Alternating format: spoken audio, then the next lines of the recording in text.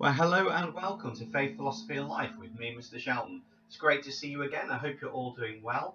I know this is going on for a little bit, but we're still working through our GCSE course on Judaism. Today isn't a lesson that's actually your final specifications, so today's lesson is more about context for you. More specifically, context in the city of Liverpool and the difference that Jews have made to the community there. But this would fit many other cities across our great nation. Behind me is an image of Lewis's, not to be confused with John Lewis, something totally different. But this was a huge independent department store in the middle of Liverpool city centre. And if you know the city at all, I'm sure you've gone past it many, many times. However, you probably never went in it because it's probably been closed after you were born. However, I do remember going in there myself, and it was absolutely massive. It sold absolutely everything. Why am I telling you about this? Well, it's because Lewis, who ran this department store and opened it, was an extremely wealthy man who was a Jew, and he funded a lot of Liverpool. And those of you that have seen images of the Princess Road Synagogue, he was a huge benefactor to that. Okay, so thank you for that. So without any further ado, before we get into the lesson proper, grab a pen, grab some paper, and here we go with our cheesy intro music.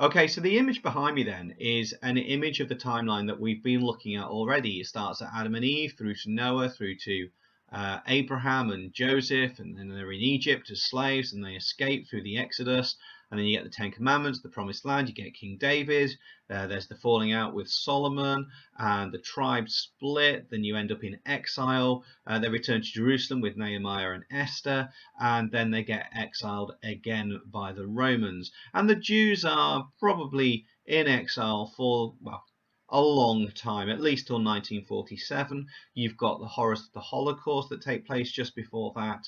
And so you end up with the Jews being scattered all across the world, including being in Europe. And the Jews then take a community within Liverpool within this time.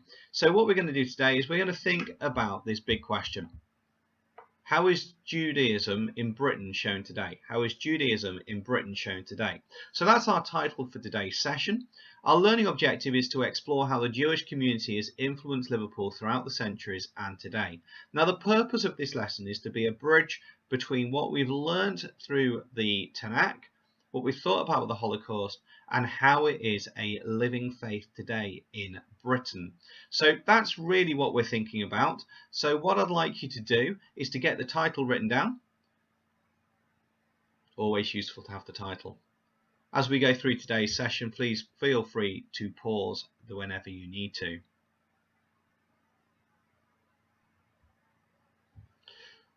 So our objective is to explore how the Jewish community has influenced Liverpool throughout centuries and today. A good outcome will be if you can explain the ways that Jews have been accepted in Liverpool. It's going to be great if you can put the information into an exam answer, because we are looking at GCSE, and even better if we can compare the information that you've learned to the Jewish chronology in the Tanakh as well. So we're going to need to think back over the past few lessons. During today's session then, there's a media clip, we're going to do a little memory thing, then there's a marketplace from 1 to 10, an exam question and a review as well. And you can see behind me that we're at the Judaism Today bullet point. That gives us one more section in this little mini series, which is the covenants, and that's all the background that you then need before we start looking at Jewish practices. Before we move on with that, however, I just want to think slightly more global. This is an image of Judaism in Australia. So, okay, it's just down the road from where we're doing our lessons, no doubt. That's a little bit sarcastic, but you can see that Jews are spread across Australia. Don't forget, Australia is absolutely massive, and a lot of Australia is the outback where nobody lives. So that explains the concentrations that you see around the edges where there are the majority of the cities. So I've got a little clip for you to watch from Strictly Orthodox. I'd like you to watch this now. I found this on the internet. Okay, it's about Australian Jews, but it's about how one section of Jews assimilate or work within Australian culture.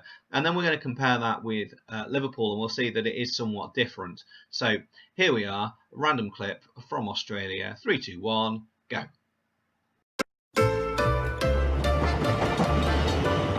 Hidden in the heart of Melbourne's latte society lives a secret religious sect.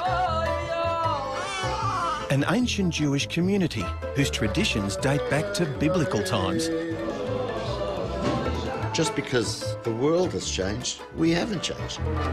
Its followers are ultra-Orthodox, ultra-insular and ultra-strict. Not just in their dress code, but in every facet of their daily lives. To outsiders, their ancient rituals may appear strange, but these strict religious practices dictate their daily lives. 5 seconds left. And are at the epicentre of their faith. Steeped in piety and prayer, they're proudly self-sufficient. Strictly segregated by sex, they marry within, and for the most part, shun the trappings of the modern world. No devices in this house, except for my telephone, nothing. Like a community lost in time, their strictly Jewish world revolves around their sacred synagogue. Their clothing may be weird, but we don't think we're mad at all. Now, for the first time, television cameras have been allowed inside this closely guarded sect. Don't film me, this is embarrassing. But not everyone is happy about it. Welcome to the secret world of Australia's Adass Israel community. Okay, so I think that was quite an interesting clip. When I stumbled across it, I definitely thought that that was a little bit different than what we see in the UK. There are certainly elements of ultra-Orthodox people. You'll see that in Manchester and parts of London. But in Liverpool, however, that ultra-Orthodoxy isn't really there to the same extent. So behind me then is an activity that normally I'd put on the screen and then take off the screen and ask people to go back to their tables and write down bits they can remember. But this is all information about Judaism in Liverpool today. There is a school which has a Jewish foundation in the same way that the school that I'm at has a Catholic foundation. The King David School has a Jewish foundation, obviously named after David, the greatest king in Jewish history. There's the information about David Lewis, and we started thinking about that. There's a tweet from Liverpool Football Club there. There's information about Jewish synagogues, and if you've not done any investigation into synagogues in Liverpool, do have a look at the Princess Road one. We will come back to synagogues later in the term if we're still needing to do these. The first synagogue in Liverpool was a converted house, and 1700 was approximately the year when Jews first came into Liverpool. So what I'd like you to do is make a few notes from some of those if you so wish, or take it off the screen and see what you remember. So either way, pause this clip, either minimize the screen, write down what you remember, come back to it, or give it a go just by making a couple of notes down, because we're going to be making a few things today. We've said then we'd explore how a Jewish community has influenced Liverpool throughout the centuries and today. So hopefully you've got some ideas now, or at least a little bit of idea about that. The next thing then that we're going to do is I'd like you in your book to number from 1 to 10. Okay, number from 1 to 10 in the margin, leaving probably 2 or 3 lines between each of those numbers. So 1, miss a couple of lines, 2, miss a couple of lines, all the way down to number 10. So if you know Liverpool at all, there is a museum in the centre down by the docks called the World Museum. And at one point they did a display or a museum exhibit about how Jews had influenced Liverpool. I thought it was really helpful, so what I've done is I've screen captured some of those, and I'm going to put those on the screen. What you need to do is you need to write down one bit of information from each slide in your own words. Okay, now there is additional information in the link below in the description, which will help you as well. So if you click on that, that will give you some additional information as well for further reading. So what we're going to do is I'm going to put some information behind me like this. You'll need to pause it, and then you will need to write down one little bit of information next to each section. Obviously put it in your own words, because copying isn't going to help you learn. So this is number one. You're going to just need to pause this.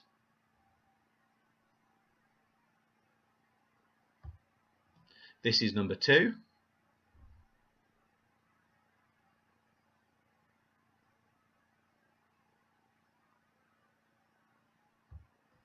This is number three.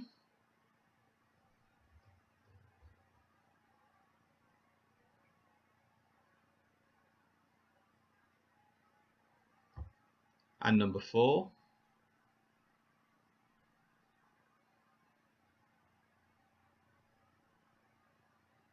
This is number five.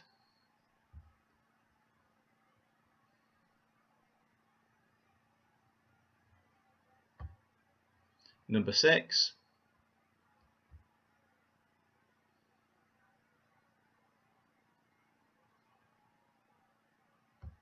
Number seven.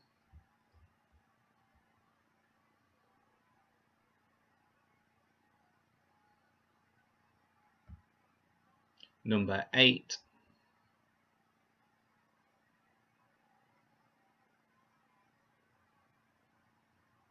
Number nine.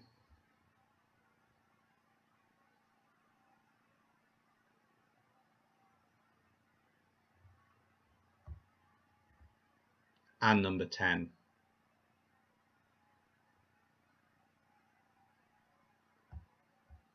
Okay, so hopefully now you've completed the marketplace from the 1 to 10, and we're going to now start looking at the exam question. Hopefully you've identified and seen some of the ways that Liverpool has been influenced by the significant Jewish community that it has had in the past.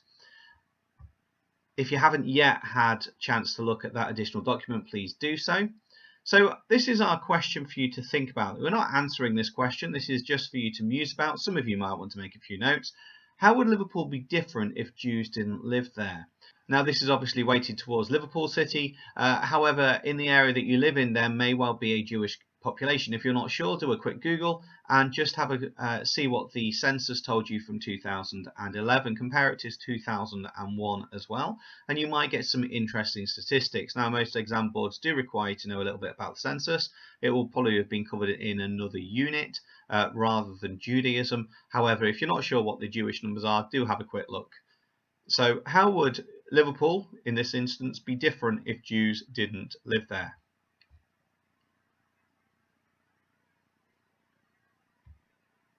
Sort of reaching our conclusion, coming into land, is you're going to have a go at this exam question. Now, as I've said in the past, this is the Educast exam board that I'm focusing this on. However, there are obviously other exam boards that would be using similar style questions. So this is an AO1 question. This is an information-driven question, and it is explain why Abraham had a lasting effect on Judaism. It's a 5-part question, so you're basically going to describe why Abraham had a lasting effect on Judaism. Behind me is my Judaism Shema, which is our quotes that you could use. I do recommend that you start learning those because any quotes you can use from the Tanakh are obviously going to be helpful in the same way as Bible quotes from Christianity would be useful as well. So have a look at those behind me. Make a note of anything you need to. Choose one that fits the idea of Abraham, but you've got to be focused on the idea that it has a lasting effect on Judaism. So you need to really think back to the covenants. And what was the covenant made with Abraham? And then how does that fit with regards to the work we have done today? Because ultimately, there wouldn't be Jews in Liverpool if there wasn't Abraham who did what God called him to do in the first place. So somehow you need to weave those two things together. Okay, so that's your challenge. It should take about 5 minutes, and then we'll have a quick look how that might get marked. So pause this clip now, write the question down, and give it a go. Excellent. So hopefully you've included things like that Abraham would be a father of a great nation, that his name would be famous, that he has many descendants, there are stars in the sky, because all of those would fit very, very carefully and very clearly with that sort of question. So this is a Educast exam board marking scheme. What you see here is that you cannot get a top band of band 3, a 4 to 5 mark, if you've not used the quote. That's why it says using a range of specialist terms and sources of wisdom and authority extensively. So you must make sure you've got a quote. If you've not, that can be your EBI, or even better if. For a 2 to 3 mark of band 2, it needs to be good. It needs to show general knowledge with regards to Abraham. It needs to include information with regards to influencing on communities and societies today. And it could include a quote, but doesn't necessarily have to, but it should include some sort of religious terms. So words like covenant in there would be very helpful. And then for those going for a band 1 mark, or those of you that haven't maybe written quite as much, it should be a limited bit of information with regards to the understanding of Abraham and how he has an impact. So you might just say one thing, which is there are Jews today around the world, and that's because Abraham was the first Jew. That would kind of gain you 1 mark. A 0 would be that you actually had no idea what you were doing, and therefore I suggest that you go back and re-look at this lesson. So that's what we've done today. Hopefully you've set yourself a target now as well, an EBI, and even better if. So next time you could give that a go, and maybe as well, maybe you want to have a re-go at that question, which was that one, explain why Abraham had a lasting effect on Judaism. So we said today we would explore how the Jewish community has influenced Liverpool throughout the centuries and today. So we said a good outcome would be you could explain the ways that Jews have been accepted in Liverpool. Great if you can put that information into an exam answer, and even better if you can compare that information to the Jewish chronology in the Tanakh. And if you've referred to Abraham in that final question, you are definitely on the right pathway. So I'm going to close it there for the day. May I thank you very much for your time. Take care of yourselves. Stay safe. Wash hands. God bless. And I'll see you soon.